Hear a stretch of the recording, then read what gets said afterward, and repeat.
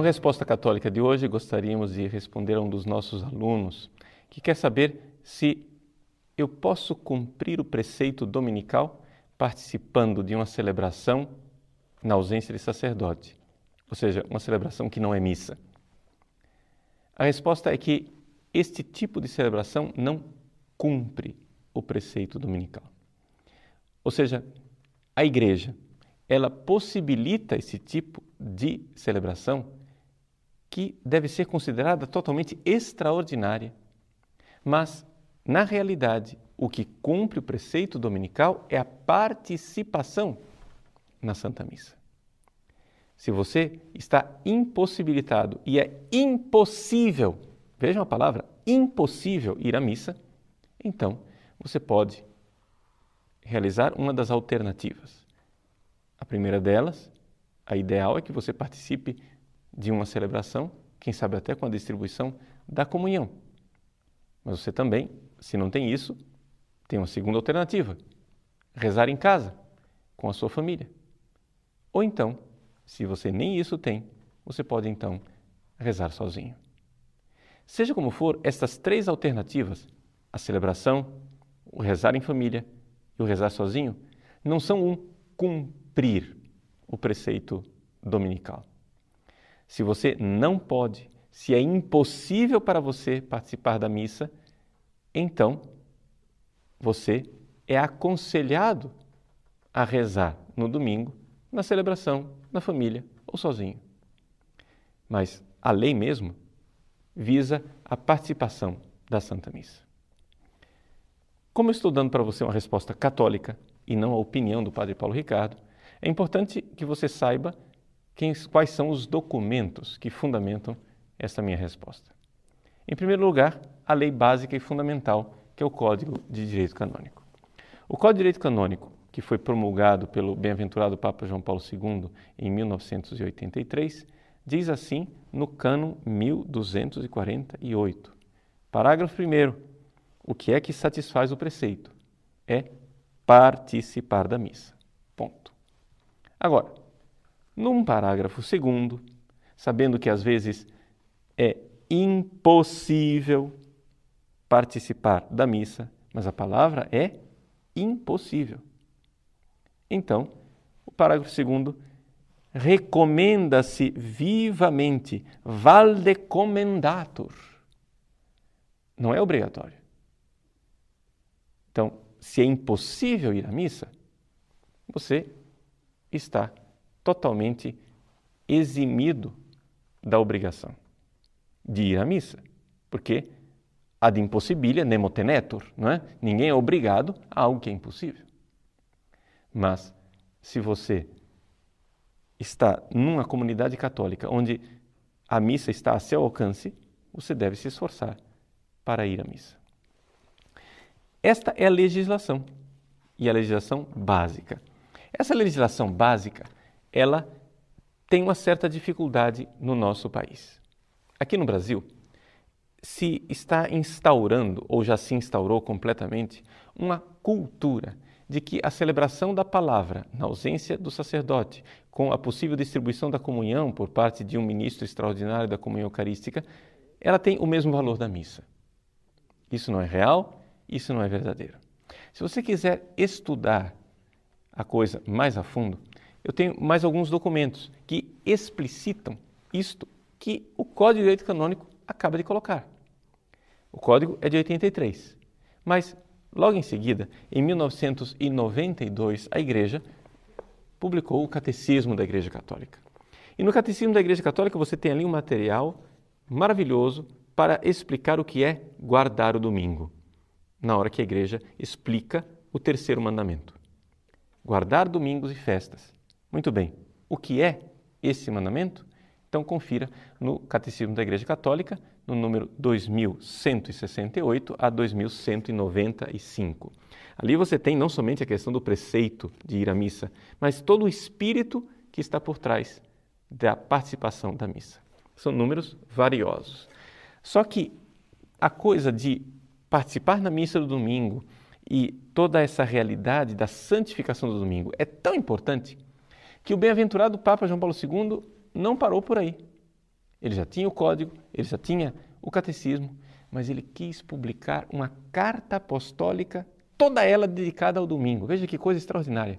A Carta Apostólica Dies Domini de 1998. Esta Carta Apostólica inteira fala dessa realidade do domingo, que está no coração do cristianismo. Não é? Essa coisa de guardar o domingo não é uma tradiçãozinha, mas é algo que está no centro da nossa alma, de tal forma que escritores eclesiásticos antiquíssimos, como Tertuliano, diziam sine dominica non possumus. Ou seja, nós não podemos sobreviver como cristãos sem o domingo. E vejam que nós estamos aqui numa época que o domingo não era feriado. Não é que os primeiros cristãos fossem privilegiados a ponto de dizer, temos um feriado, podemos ir à missa. Não. Eles trabalhavam o dia inteiro e, de noite, na madrugada, do sábado para o domingo, eles participavam da celebração eucarística, no raiar do dia, na primeira luz do dia, santificavam o seu domingo. Por isso, se os primeiros cristãos faziam esforços tão grandes, por que é que nós não podemos também nos esforçar para ir à missa? Mas se você acha que a minha interpretação do Código de Direito Canônico está sendo muito restritiva, deixa eu colocar nas suas mãos um instrumento ainda melhor. Um instrumento que comenta especificamente essa questão que nós estamos tratando. Trata-se da instrução publicada pela Congregação para o Culto Divino, chamada Redemptionis Sacramento. Essa instrução ela foi publicada no dia 25 de março de 2004. E, falando de várias coisas a respeito da Eucaristia, que é o sacramento da redenção, aconselho a leitura da instrução inteira, mas neste tema que nós estamos tratando, ela fala no número 162, 162, até 167, 167, a respeito das celebrações, que ela intitula assim, celebrações particulares que se realizam na ausência de sacerdotes. Algumas coisas a serem pontuadas, que estão aqui na Redenção e Sacramento, para você entender que não é uma interpretação particular do Padre Paulo, mas é a resposta católica, a resposta daquilo que a Santa Sé nos dá. Em primeiro lugar, a Redenção e Sacramento retoma a realidade de que, para o preceito dominical, nós temos o domingo. E que, portanto, estas celebrações são totalmente extraordinárias. É importante nós incutirmos na cabeça dos fiéis essa realidade de que celebrações na ausência de sacerdote, sem missa, é algo extraordinário. O normal da igreja é a missa. Então, nós vemos que o documento faz um esforço enorme para tirar da cabeça das pessoas essa ideia de que missa e celebração na ausência de padre são a mesma coisa. Por exemplo, a instrução diz assim, que o ministro sagrado que for celebrar, seja diácono, seja alguém que foi orientado pelo bispo, eles devem fazer com que os fiéis tenham uma verdadeira fome de Eucaristia. Então, quer dizer o quê? Quer dizer que, se você é ministro da comunhão e você desempenha esse papel extraordinário de fazer celebrações nas capelas onde os padres não podem chegar, eu devo dizer para você, meu irmão, Deus abençoe você e seu ministério. A igreja é imensamente agradecida à generosidade de tantos homens e mulheres e diáconos que dedicam incansavelmente, né, o seu domingo, um dia que poderiam estar em casa descansando, para então celebrar com a comunidade, partilhar a palavra de Deus e distribuir a comunhão eucarística. A igreja tem uma gratidão enorme. Mas esta gratidão e este valorizar do seu ministério não pode ter como consequência uma desvalorização do santo sacrifício da missa. Ou seja, nós não podemos dizer que a celebração na ausência do sacerdote vale a mesma coisa que o santo sacrifício eucarístico, que é o sacrifício redentor, no qual nós celebramos a paixão, morte e ressurreição de nosso Senhor Jesus Cristo. Esse é o coração do domingo. Domingo, dia da ressurreição, é a Páscoa dominical. A celebração é uma realidade extraordinária, assim como o seu ministério de distribuir a comunhão é um ministério extraordinário. Claro, esse ministério que é extraordinário encontra muitas vezes no coração desses fiéis uma generosidade extraordinária e nós somos muito agradecidos a você. Mas é necessário que o povo seja esclarecido, que o povo cristão seja formado. Isso quer dizer que, muito concretamente, o documento aqui da Redenção e Sacramento diz, e aqui os padres deveriam orientar os fiéis para isso, que, em primeiro lugar, nós precisamos levar os fiéis à missa. Então, quais são as soluções? Não temos padres suficientes na nossa paróquia. As soluções iniciais que a Redenção e Sacramento apresenta são, em primeiro lugar, procurar algum sacerdote que possa vir celebrar. Não é? Depois, eu vou ler para que ninguém diga que eu estou inventando. Entre as soluções, as principais serão chamar para isso a outros sacerdotes. Então, essa é a primeira coisa. Ou, alternativa B, plano B. Não deu certo? Não achou padre? Então, plano B. Que os fiéis se transladem para outra igreja, de um lugar circunvizinho, para participar do mistério eucarístico. Então, na sua capela não tem? Então, vá na matriz paroquial. Se na matriz paroquial não tem, vá na paróquia ao lado.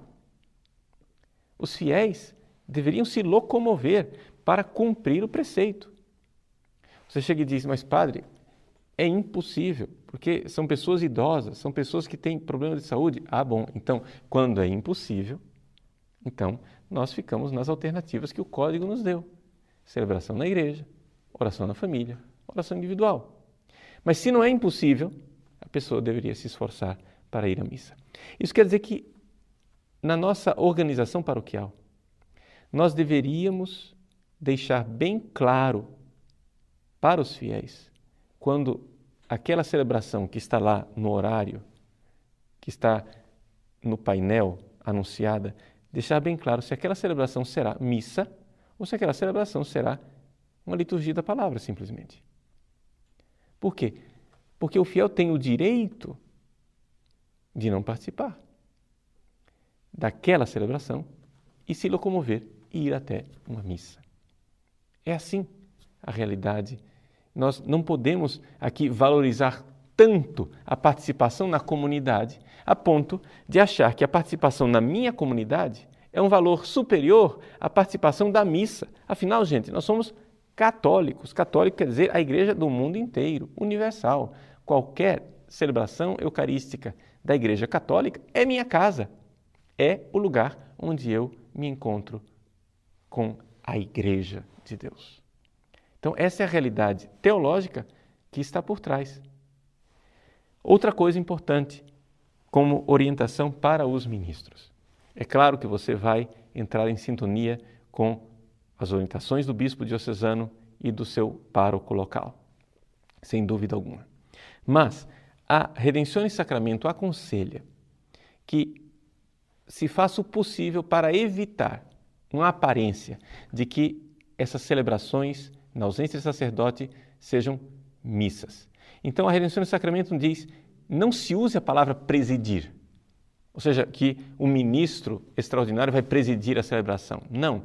E não somente se evite a palavra, mas até, se possível, se distribua as várias funções com vários fiéis diferentes, de tal forma que esteja claro para aquela comunidade que não tem ninguém lá na frente presidindo.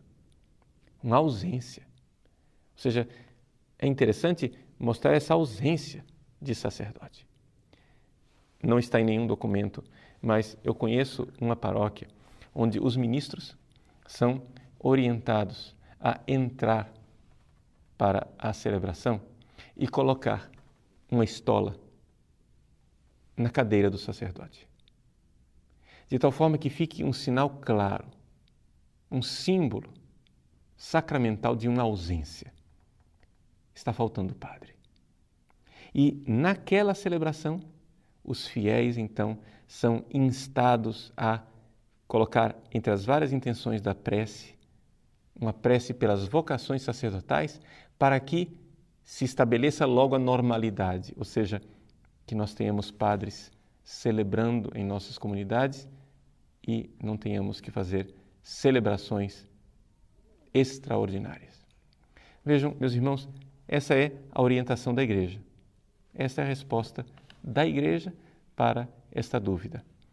De fato, o preceito dominical se cumpre participando da missa.